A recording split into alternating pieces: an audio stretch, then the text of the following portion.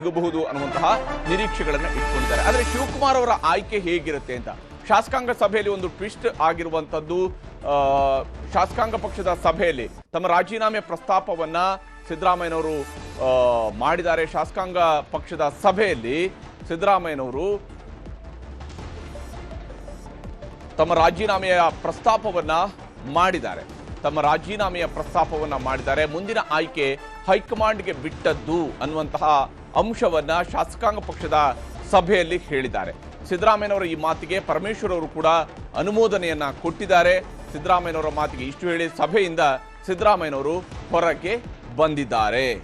ಕೇವಲ ನನ್ನನ್ನ ನಾನು ಶಾಸಕಾಂಗ ನಾಯಕನ ಸ್ಥಾನಕ್ಕೆ ರಾಜೀನಾಮೆಯನ್ನು ಕೊಟ್ಟಿದ್ದೇನೆ ಅನ್ನುವಂತಹ ಮಾತನ್ನ ಮಾತ್ರ ಹೇಳಿ ಅವರು ತಮ್ಮ ರಾಜೀನಾಮೆಯ ಪ್ರಸ್ತಾಪವನ್ನು ಮಾಡಿದಂತಹ ಸಿದ್ದರಾಮಯ್ಯನವರು ಉಳಿದದ್ದು ಹೈಕಮಾಂಡ್ಗೆ ಬಿಟ್ಟಿದ್ದು ಅನ್ನುವಂತಹ ಮಾತನ್ನ ಹೇಳಿ ಅಲ್ಲಿಂದ ಶಾಸಕಾಂಗ ಪಕ್ಷದ ಸಭೆಯಿಂದ ನಿರ್ಗಮಿಸಿದ್ದಾರೆ. ಮುಂದಿನ ಆಯ್ಕೆ ಹೈಕಮಾಂಡ್ಗೆ ಬಿಟ್ಟಿದ್ದು ಅನ್ನುವಂತಹ ಮಾತನ್ನ ಹೇಳಿ ಅವರು ನಿರ್ಗಮಿಸಿದ್ದಾರೆ. ಸಿದ್ದರಾಮಯ್ಯನವರ ಮಾತಿಗೆ ಪರಮೇಶ್ವರ್ ಅವರು ಕೂಡ ಅನುಮೋದನೆಯನ್ನ ಕೊಟ್ಟಿದ್ದಾರೆ. ಇಷ್ಟು ಹೇಳಿ ಹೊರ ನಡೆದಿದ್ದಾರೆ ಸಿದ್ದರಾಮಯ್ಯನವರು.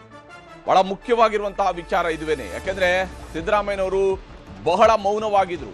ಇವತ್ತು ಶಾಸಕಾಂಗ ಪಕ್ಷದ ಸಭೆಗೆ ಅವರು ಬಂದದ್ದು ಕೂಡ ಬಹಳ ತಡವಾಗಿನೇ ಬಂದ್ರು.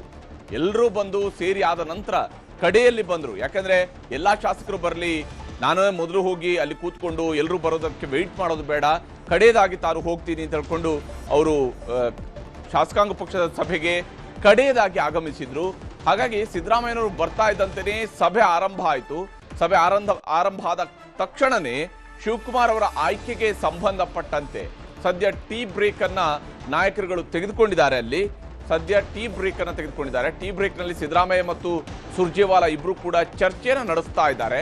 ಅಂದ್ರೆ ಒಮ್ಮೆ ಸಿದ್ದರಾಮಯ್ಯನವರ ಮಾತಿಗೆ ಸುರ್ಜೇವಾಲಾ ಸ್ವಲ್ಪ ಗಲಿಬಿಲಿ ಆಗಿರುವಂಥದ್ದು ಕೂಡ ಆಗಿದೆ. ಯಾವ ಕಾರಣಕ್ಕಾಗಿ ಸಿದ್ದರಾಮಯ್ಯನವರು ಈ ರೀತಿಯಾಗಿ ಹೇಳಿದ್ದಾರೆ ಅಂತೇಳಿ. ಇನ್ನು ಟೀ ಬ್ರೇಕ್ ನಲ್ಲಿ ಸಿದ್ದರಾಮಯ್ಯ ಹಾಗೂ ಸುರ್ಜೇವಾಲಾ ಅವರ ನಡುವೆ ಚರ್ಚೆ ನಡೀತಾ ಇದೆ.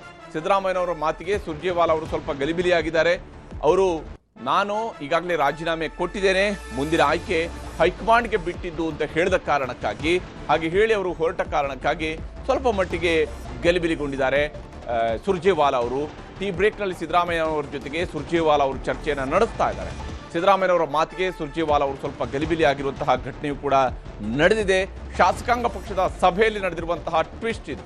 ಶಾಸಕಾಂಗ ಪಕ್ಷದ ನಾಯಕನಾಗಿ ಶಿವಕುಮಾರ್ ಅವ್ರನ್ನ ಆಯ್ಕೆ ಮಾಡುವಂಥದ್ದು ನಿಶ್ಚಿತ. ಯಾಕಂದ್ರೆ ಅಲ್ಲಿ ಎರಡನೇ ಹೆಸರು ಇಲ್ಲ. ಅಲ್ಲಿ ಆಗಿದ್ರೂ ಕೂಡ ಸಿದ್ದರಾಮಯ್ಯನವರು ಈಗ ಹೇಳಿರುವಂತಹ ಮಾತು ಏನಿದು, ಯಾವ ಸ್ವರೂಪದಲ್ಲಿ ಮುಂದಿನ ಆಯ್ಕೆ ಪ್ರಕ್ರಿಯೆಗಳು ನಡೀತವೆ, ಅಥವಾ ಮೊದಲಿಗೆ ಆ ಅಂಶವನ್ನ ಹೇಳಿ ಮುಂದಿನ ಆಯ್ಕೆ ಹೈಕಮಾಂಡ್ಗೆ ಬಿಟ್ಟಿದ್ದು ಅಂತ ಹೇಳಿದಾಗ ಶಾಸಕರುಗಳ ಪ್ರತಿಕ್ರಿಯೆಯನ್ನು ನೋಡಿಕೊಂಡು ನಂತರ ಹೈಕಮಾಂಡ್ ಕೂಡ ಇವರ ಹೆಸರನ್ನ ಬಯಸಿದೆ ಅಂತ ಹೇಳಿದಾಗ ಅದಕ್ಕೆ ಅನುಮೋದನೆಯನ್ನು ಕೊಡುವಂತಹ ನಿರೀಕ್ಷೆ ಇದ್ದೇ ಇರುವಂಥದ್ದು.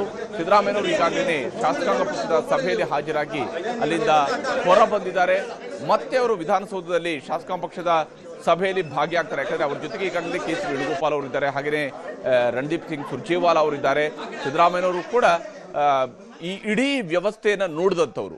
ಒಂದು ಸುದೀರ್ಘ ಅವಧಿಯ ಕಾಲ ಅವರು ಕರ್ನಾಟಕ ಕಾಂಗ್ರೆಸ್ಸಿನ ಶಾಸಕಾಂಗ ಪಕ್ಷದ ನಾಯಕರಾಗಿ ಕೆಲಸ ಮಾಡಿದಂಥವರು ಸಿದ್ದರಾಮಯ್ಯನವರು ಈಗಾಗಲೇ ತನ್ನ ರಾಜೀನಾಮೆಯನ್ನ ಸ್ಪಷ್ಟಪಡಿಸಿದ್ದಾರೆ. ತಾನು ರಾಜೀನಾಮೆಯನ್ನ ಕೊಟ್ಟಿದ್ದೇನೆ ಅನ್ನುವಂತಹ ಮಾತನ್ನ ಸಿದ್ದರಾಮಯ್ಯನವರು ಹೇಳಿದ್ದಾರೆ. ಸಿದ್ದರಾಮಯ್ಯನವರು ಹೀಗೆ ಹೇಳಿ ಅಲ್ಲಿಂದ ಹೊರಟು ಬಂದಿದ್ದಾರೆ.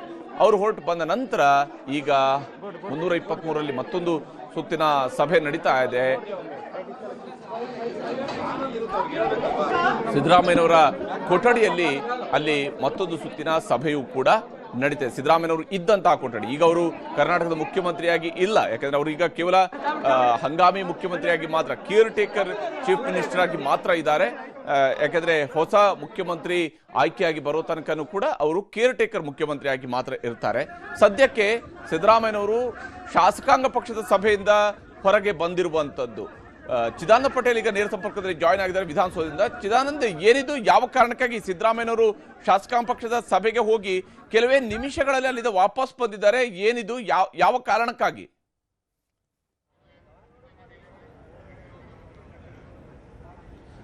ಶಾಸಕಾಂಗ ಪಕ್ಷ ಸಭೆ ಆರಂಭ ಆಗಕ್ಕಿಂತ ಮೊದಲು 2 ನಿಮಿಷ ಸುರ್ಜೇವಾಲಾ ಮತ್ತು ವೇಣುಗೋಪಾಲ್ ಜೊತೆ ಚರ್ಚೆಯನ್ನು ನಡೆಸಿದರು. ಚರ್ಚೆ ನಡೆಸಿದ ತಕ್ಷಣ ಶಾಸಕಾಂಗ ಪಕ್ಷ ಸಭೆ ಆರಂಭ ಆಯಿತು. ಆರಂಭವಾದ ಕೂಡಲೇ ಎಲ್ಲ ಶಾಸಕರು ಕೂಡ ನಾನು ನನ್ನ ಶಾಸಕಾಂಗ ಪಕ್ಷದ ನಾಯಕ ಸ್ಥಾನಕ್ಕೆ ರಾಜೀನಾಮೆ ಕೊಟ್ಟಿದ್ದೇನೆ ಮತ್ತು ಮುಂದಿನ ಶಾಸಕಾಂಗ ಪಕ್ಷದ ನಾಯಕನನ್ನು ಹೈಕಮಾಂಡ್ ಆಯ್ಕೆ ಮಾಡುತ್ತೆ. ಹೈಕಮಾಂಡ್ ಮಾಡ್ತಕ್ಕಂಥ ಹೆಸರಿಗೆ ಎಲ್ಲರೂ ಕೂಡ ಬದ್ಧರಾಗಿರಬೇಕು ಅನ್ನೋ ಒಂದು ಮಾತನ್ನು ಹೇಳ್ತಾರೆ. ನಂತರ ಸಿದ್ದರಾಮಯ್ಯನವರ ಏನು ಒನ್ಲೈನ್ ರೆಸಲ್ಯೂಷನ್ ಅಂದರೆ ಹೈಕಮಾಂಡ್ ಸೂಚನೆ ಮೇರೆಗೆ ಹೈಕಮಾಂಡ್ ಯಾರನ್ನ ಹೆಸರನ್ನು ಹೇಳುತ್ತೆ ಅವರನ್ನು ಆಯ್ಕೆ ಮಾಡಬೇಕಂತ ಕೂಡಲೇ ಪರಮೇಶ್ವರ್ ಇದಕ್ಕೆ ಅನುಮೋದನೆಯನ್ನು ಕೊಡ್ತಾರೆ. ಅದಾದ ಬಳಿಕ AICC ಘೋಷಣೆಯನ್ನು ಮಾಡುತ್ತೆ ಅಂತ ಹೇಳ್ತಾರೆ. ಹಾಗಾಗಿ ಫಾರ್ಮಾಲಿಟೀಸ್ ಥರ ಇದೀಗ ಸುರ್ಜೇವಾಲಾ, KC ವೇಣುಗೋಪಾಲ್ ಮತ್ತು ಸಿದ್ದರಾಮಯ್ಯನವರಿಗೆ ಪ್ರತ್ಯೇಕವಾಗಿ ಅದು ಕೊಠಡಿಗೆ ತೆರಳಿ ಇನ್ನೇನು ಕೆಲವೇ ನಿಮಿಷಗಳಲ್ಲಿ ಮತ್ತೆ ಶಾಸಕಾಂಗ ಪಕ್ಷ ಸಭೆ ಆರಂಭವಾಗುತ್ತೆ. ಎಲ್ಲ ಶಾಸಕರುಗಳು ಕೂಡ ಲಘು ಉಪಹಾರ ವ್ಯವಸ್ಥೆ ಮತ್ತು ಕಾಫಿ ಟೀ ವ್ಯವಸ್ಥೆಯನ್ನು ಕೊಟ್ಟಿರ್ತಕ್ಕಂಥ ಇನ್ನೇನು ಕೆಲವೇ ನಿಮಿಷಗಳಲ್ಲಿ ಮತ್ತೆ ಶಾಸಕಾಂಗ ಪಕ್ಷ ಸಭೆ ಆರಂಭವಾಗುತ್ತೆ.